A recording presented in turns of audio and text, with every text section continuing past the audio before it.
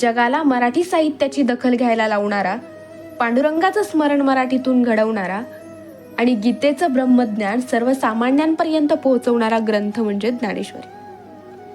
एखाद्या ग्रंथाची जयंती साजरी व्हावी हे फक्त ज्ञानेश्वरी आणि गीतेबाबतीतच होऊ शकतं बरं का. गीता अलंकार नाम ज्ञानेश्वरी ब्रह्मानंद लहरी प्रगट केली. इसवी सन 1290 मध्ये संतश्रेष्ठ ज्ञानेश्वर महाराजांनी ज्ञानेश्वरी ग्रंथाची निर्मिती केली. शके 1212 ते टीका केली ज्ञानेश्वरी, सच्चिदानंद बाबा आदरे लेखकू जाहला. यामध्ये माऊलींनी मराठी भाषेसोबत वेगवेगळ्या 56 भाषा वापरल्या.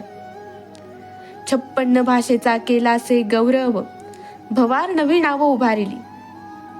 या 56 भाषेमध्ये अंग, वंग, कलिंग, कांबोज, काश्मीरी, सौबीर, सौराष्ट्र, मागध, मालव, महाराष्ट्र, नेपाळ, केरळ, चोळ, पांचाळ, गौड, मल्लाळ, सिंह, वड्य, द्रविड, कर्नाटक, मरहट, पानाट, पांडित्य, पुलिंद, आंध्र, कनोज, यावन, जलांध, शलभ, सिंधू, अवंती, कन्नड, हून, दाशार्ण, भोजकुट, गांधार, विदर्भ, बाल्ली, गज्जर, बर्बर, कैकेय, कौशल, कुंतल, शूरसेन, टंकन, गुर्जर, कोकण, मत्स्य, मत्र, रौंधव, पराशर्व, गुज्जर, खरक, भुवक्र, झल्लक, प्राग्ज्योतिष आणि कराहट इत्यादी भाषांचा समावेश आहे.